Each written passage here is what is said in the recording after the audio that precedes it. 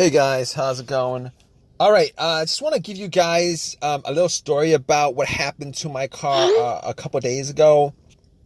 So basically, what happened was the car was driving fine all day without any kind of issue, uh, and I went to Walmart, parked it there, went, got something, came back, and out of nowhere, it wouldn't crank. So no crank, no start issue that I had. So basically, everything on the dash worked fine. Everything in the car worked fine. There was absolutely no issues at all. The remote worked fine. Was able to get into the car. Radio was blasting. Radio was on. Everything. All right. So basically, I was thinking to myself, probably the battery was the issue. So what I did was I turned on the headlights, went out and checked out the beam, just to give me a gauge on how bright the headlights were. I could probably determine whether the battery was good or not. And the headlights were really bright. So right off the bat, I was thinking if they were that bright, I should at least get like a really slow crank if the battery was kind of low. Regardless, I had to check out where the battery was. I went and checked out where the battery was just to make sure that all the terminals were clean and they were tight. And I noticed that the terminals were a little bit corroded. There was some white bluish stuff on there. So what I did was I took out a bottle of Coke, poured it on the terminals, and was trying to clean it with some paper towels, and was able to clean it pretty good. Now the terminals weren't super tight. I was able to wiggle it out, but they were snug in there, so I knew that it probably wasn't the terminal being loose that was causing the issue. And then after I cleaned it up, popped it back on, and tried to start the car, it did the same thing. It wouldn't crank, it wouldn't start, but everything else seemed to be working all right. So at that point I was thinking to myself, all right, maybe it could be a weak ground wire. If you guys don't know what where the ground wire is, the main ground wire is pretty much the negative terminal, and most of the time it connects to the frame of your car. So I checked it just to make sure there's no corrosion, that it wasn't split or anything like that. There was no issues with it. So what I did after that was I had a battery pack that I bought a couple of months ago, because I had the same situation where I swapped out the battery. I was hoping that it was the battery, even though I swapped it out, considering I could actually just swap it out at Walmart. So I actually put the battery pack on there. It was at 100%. Tried to start it, and still wouldn't start. So at that point, I knew it was probably not the battery. And even though, I didn't think it was the alternator, I could probably just at that point rule out the alternator, because if it was the alternator, the car would have at least slow cranked, or I would have been able to start it. And then once I took the battery pack off, it would have just died out. So at that point, I was able to rule out a bunch of stuff. I was able to rule out the battery, the ground cable, and the alternator, even though that probably wouldn't have caused the issue.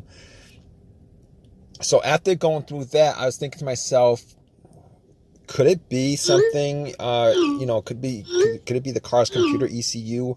Because I did see a check engine light on my dash, and that check engine light was there. It's been there for a while, and I believe it was for a O2 sensor issue. Now, I did have an OBD2 that I bought from Walmart, and it was a $19 OBD2, one of the cheap ones, and I pretty much hooked it on to my OBD port, and tried to make sure that I was actually getting a connection between the car's computer and the car itself. It did scan all the way through. Now, I'm pretty sure that that the OBD2 wouldn't actually pick up anything that would cause a no crank, no start situation for the most part, except if if if if the car's ECU, the car's computer was, uh, for some reason separated from the car, for what reason couldn't communicate with the car. But anyway, regardless, I actually plugged it in. It scanned all the way through.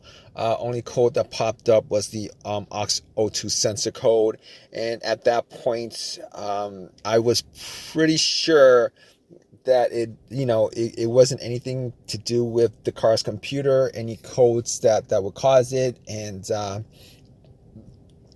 I actually had to move on to I had to move on to some other troubleshooting outside of that, because that wasn't causing the issue. So basically, I got to a couple of things, which were the fuses and the relays, which were were highly capable of causing a situation like this. And got to the fuses, checked out all the fuses, just to make sure that none of them were blown. And I was actually looking at them. Now, I didn't have a fuse tester on me. I didn't think it was the fuses. Now, the two situations that I've had where fuse would cause a situation like that, one of those situations was a Honda that I had where the main fuse blew, and I was getting no power throughout the whole entire car. The main fuse was the fuse that connected the battery to the fuse box itself. And that was the previous situation that I have, and I'm pretty sure that wasn't the same situation that I had, so I could rule that out, because I was getting power to everything except it wouldn't start. Now, the other situation I had pertaining to a fuse that caused a no start situation was actually a crank no start situation, and I think one of the fuses actually blew. Then that fuse was connected to the ECU or the fuel pump. And I remember once I changed out that fuse, the car would crank, but it wouldn't stop. Once I changed out that fuse, it was able to start up. So I could rule out those two situations as being, related to a fuse issue that would cause this situation that I had. So so basically, I could rule those things, the fuses out, and the fuses were pretty clean. I didn't smell any kind of burnt smell, and didn't see any kind of brownish, anything brownish, and a brownish appearance on top. So at that point, I was able to kind of rule out the fuses, not at 100%, but I was able to rule out the fuses for the most part. So basically, at that point, I had a situation where I was maybe, it could have been the relays or the starter. That's what the two situations that came up. But I didn't think it was the starter, because I did switch out the starter about, I would say I switched out the starter about a year and a half ago, and that was, it seemed like it was a starter issue, but I didn't really want it to be a starter issue, considering yeah, I only put maybe like 20,000 miles on my car, and I think they should last a lot longer than that. But anyway, before I even went there, I looked at the relays, just to see whether they had issues or not. Now, I couldn't make out whether the relays had issues, but I did get to the starter relay. I pulled it out. It looked like it was a bit dirty or whatever, but I had some rubbing alcohol, put it on some paper towel, and wiped the connectors, put it back in, try to start it. It really didn't do anything. Didn't change up the situation. So I was thinking, it was a weird situation because it would click every time I would try to start the car. It would click, but it wouldn't crank at all. Normally when it clicks, it normally means that the relay is working, because that's what the relays do when there's electricity going through, that it clicks to connect the connection, to whatever it's relaying the electricity to. But regardless of that, I actually had another relay that I was able to swap out with that, and I actually was looking for another relay with the same, with a similar relay in the box, and I was actually able to find one.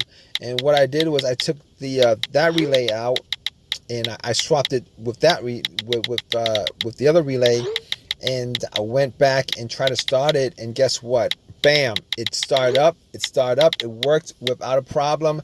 And at that point, I knew that it was the relay that was the problem. All right. So it was a pretty easy fix. I drove to AutoZone, which was within that whole shopping center. Swapped out the relay, and that was like 3 days ago. Haven't had a situation since. I've been driving the car, turning it on, off, for 3 days. Haven't had that situation at all. So just want to give you guys, just gonna give you guys that story of a quick fix that I had of my car. If you guys are in the same situation, you guys watching this video, hopefully you guys have an easy of a fix as I had on my car. You guys have a comment, leave your comment in the comment section. Please give me a thumbs up. Please subscribe. Like I said, if you guys are in the same situation, just go through the steps that I went through as far as trying to figure out, the situation with my car. And, you guys should be good as far as, troubleshooting and diagnosing your particular problem. Take care, guys.